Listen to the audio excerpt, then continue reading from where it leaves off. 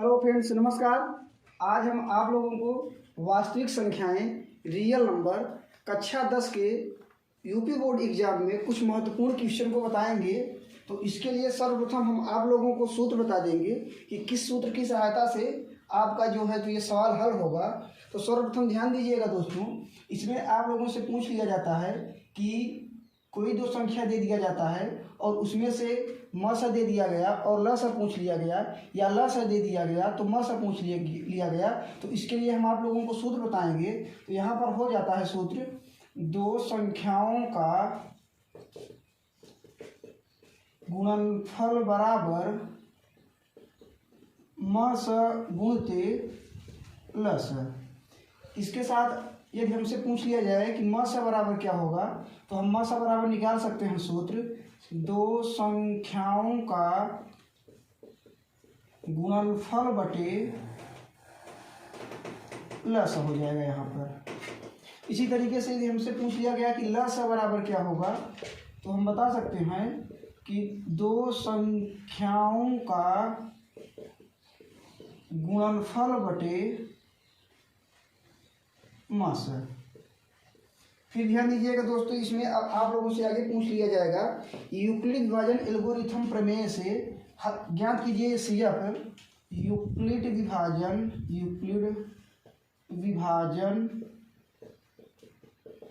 Algorithm प्रमेय से HCF पूछ लिया जाता है। तो इसके लिए हम आप लोगों को सूत्र बताएंगे। तो यूक्लिड विभाजन एल्गोरिथम प्रमेय जो होता है वो इस तरीके से होता है, A बराबर BQ प्लस R।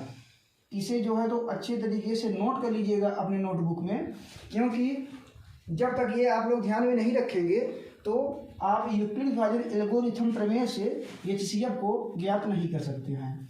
फिर इसी तरीके से हम आगे देखेंगे, आपसे पूछ लिया जाता है शांत अशांत, शांत आवर्ती तथा अशांत आवर्ती। तो शांत आवर्ती और अशांत आवर्ती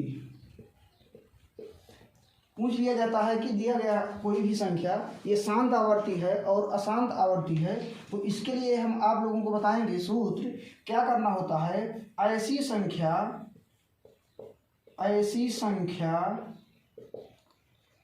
जिसका हर 2 to the power n into 5 to the power n का रूप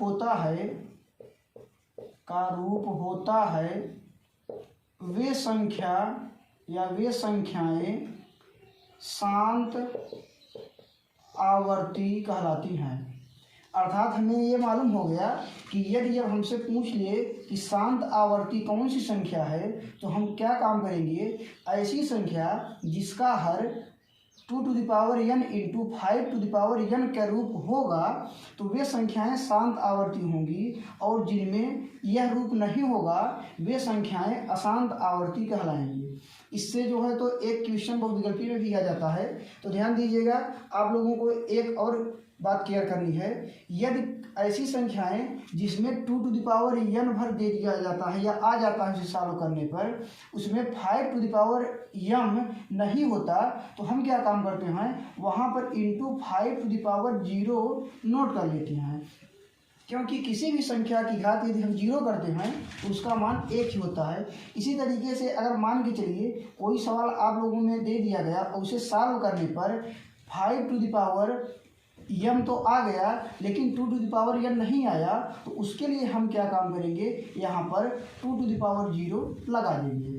अर्थात अब हमें यह मालूम हो गया पूरी तरीके से कि ऐसी संख्याएं जो शांत आवर्ती होंगी उसके लिए 2 टू द पावर n और 5 टू द पावर m अनिवार्य है। मान लीजिए कि अगर 2 टू द पावर n नहीं आया तो वहाँ पर हम लिख देंगे कि 2 टू द पावर 0 इस तरीके से।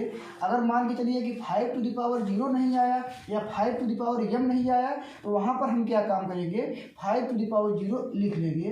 तो इस तरीके से आप लोगों का जो वास्तविक संख्याएं रियल नंबर है चैप्टर नंबर 1, तो इतने सूत्रों की सहायता से हम आगे के सवालों को देखेंगे, जो कि यूपी बोर्ड 2022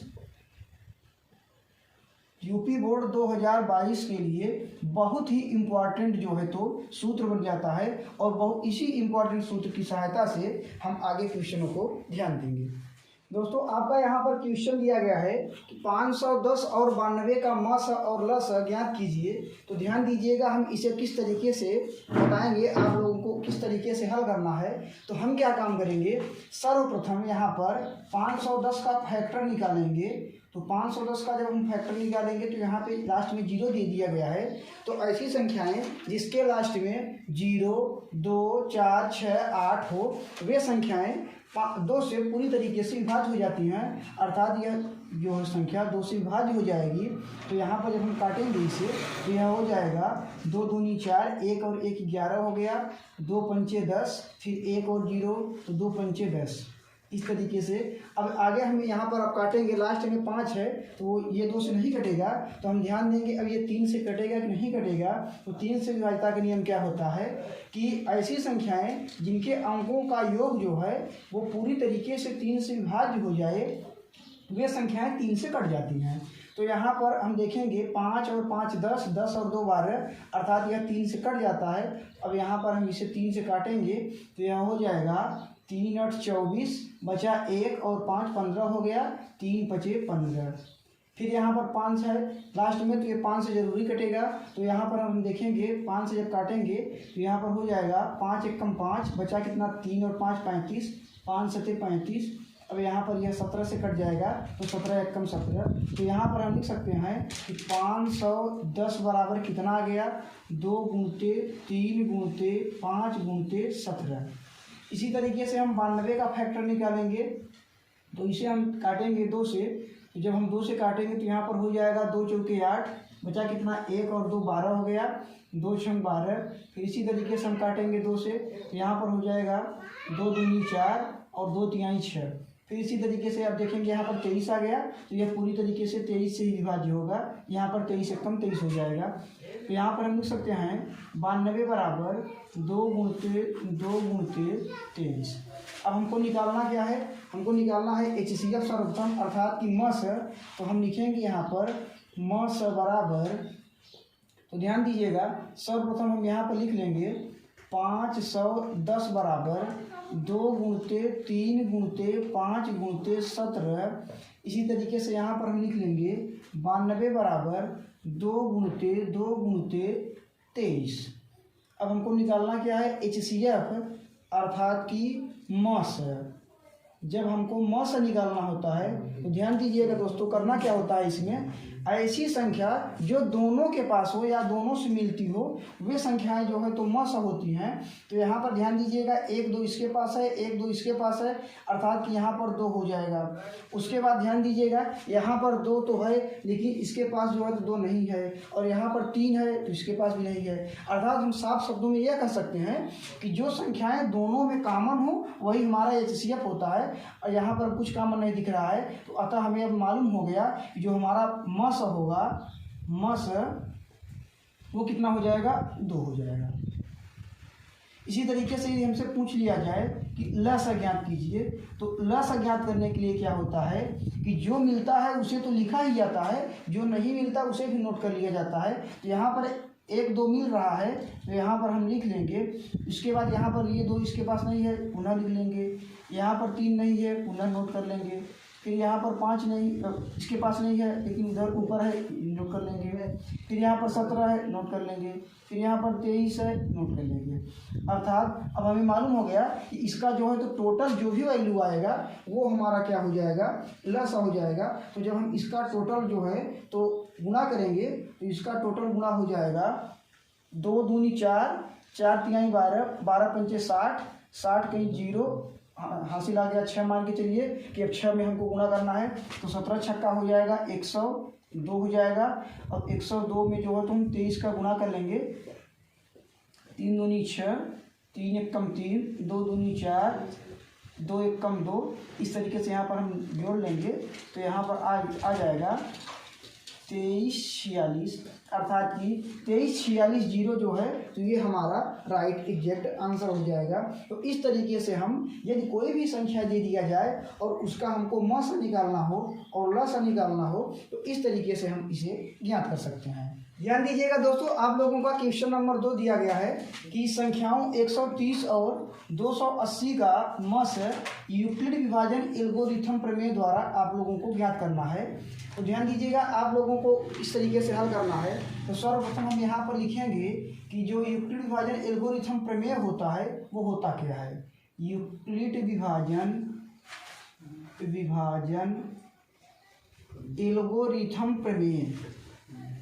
एल्गोरिथम प्रमेय से,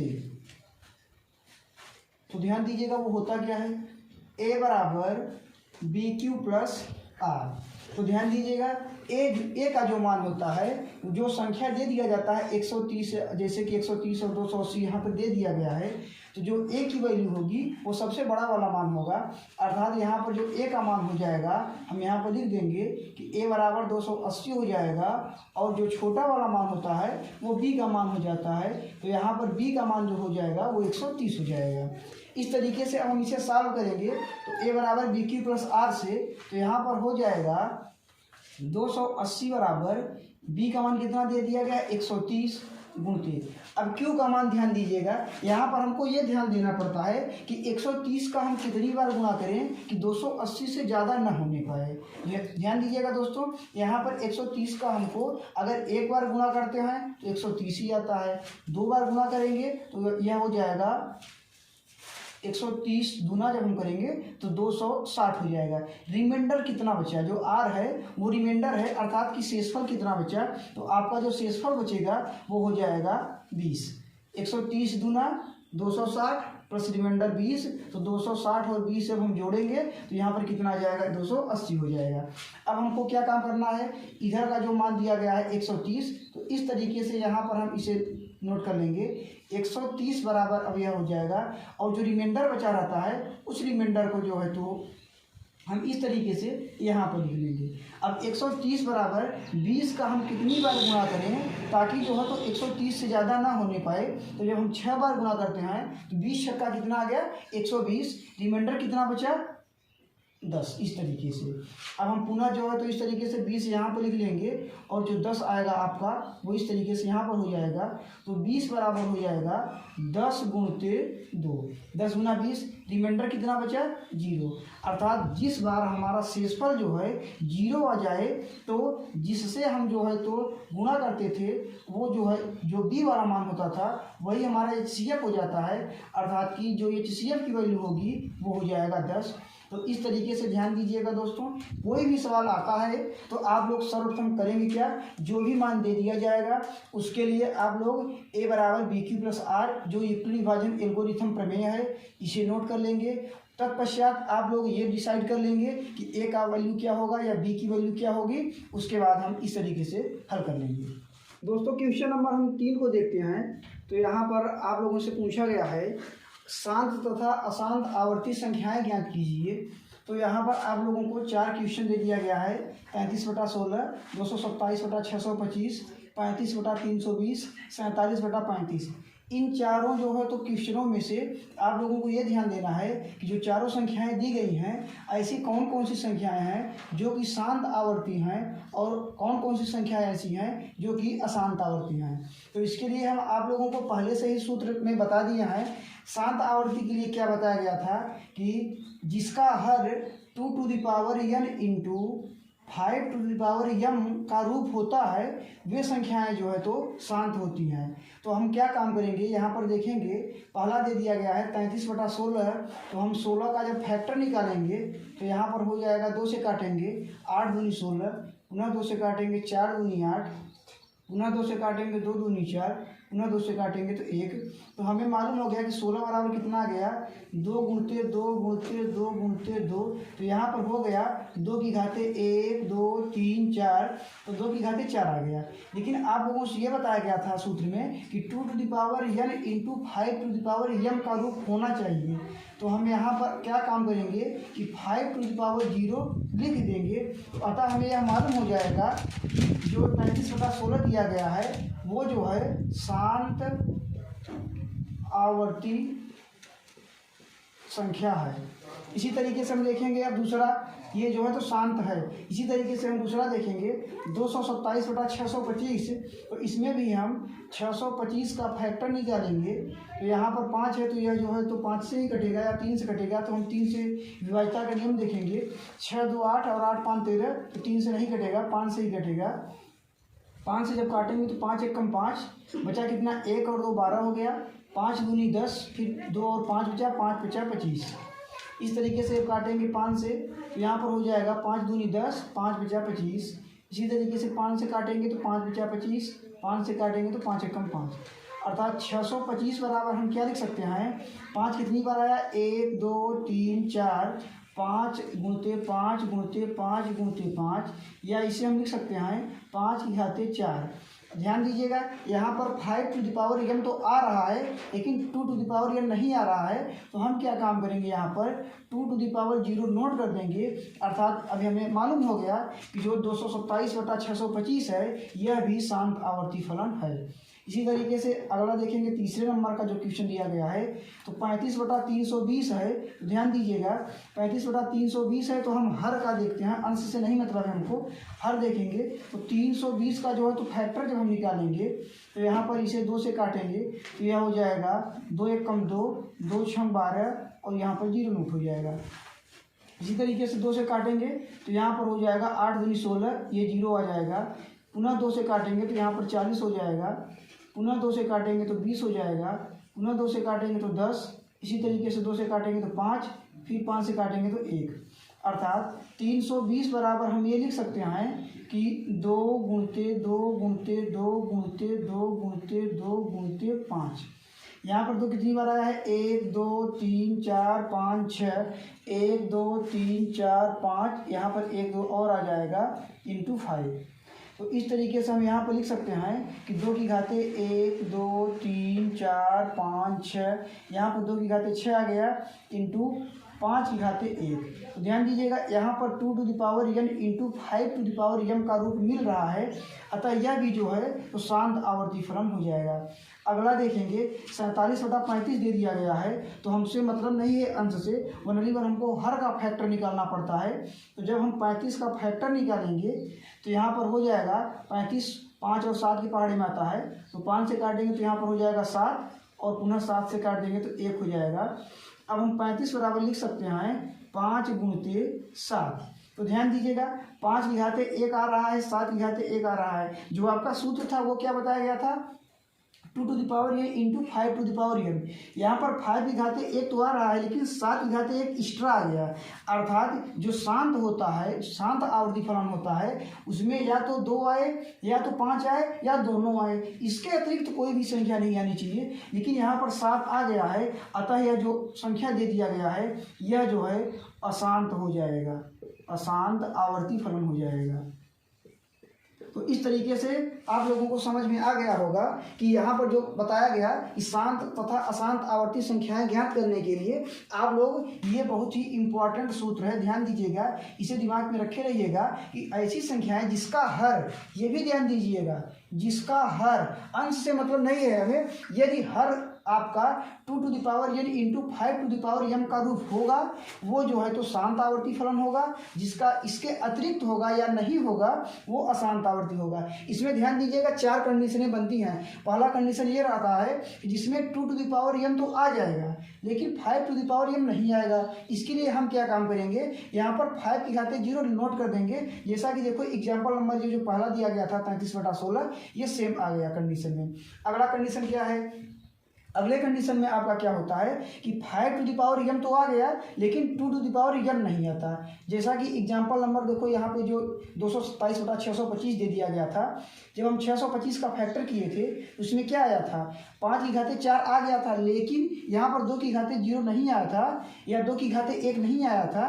तो हम क्या काम किए कि 2 की घाते 0 यहाँ पर लगा दिए। अगला कंडीशन क्या होता है कि जो दोनों आ जाए, अर्थात कि यहाँ पर देखो 35/320 वाले में 2 की घाते 6 इंटू 5 की घाते 1 अर्थात 2 to the power n into 5 to the power n दोनों आ गया। और जो लास्ट कंडीशन होता है कि इसके अलावा एक भी ऐसी संख्या हो जो यहाँ पर 2 और 5 आए या 2 ही आए या 5 ही आए, लेकिन इसके अतिरिक्त एक अलग संख्या आ जाती है, तो वो संख्या जो है अशांत आवर्ती फलन होती है। तो इस तरीके से आप लोग ध्यान दीजिएगा। यूपी बोर्ड क्लास 10 के लिए महत्वपूर्ण इंपॉर्टेंट क्वेश्चन को आप लोगों को बताया गया, तो ध्यान दीजिएगा। आप लोगों को अच्छे से अच्छे तरीके से इसको बार बार देखना है और समझना है। यदि आप लोगों को समझ में आ गया होगा तो ध्यान दीजिएगा दोस्तों, हमारे YouTube channel GC math classes को आप लोग सब्सक्राइब, शेयर एवं कमेंट करना न भूलिए।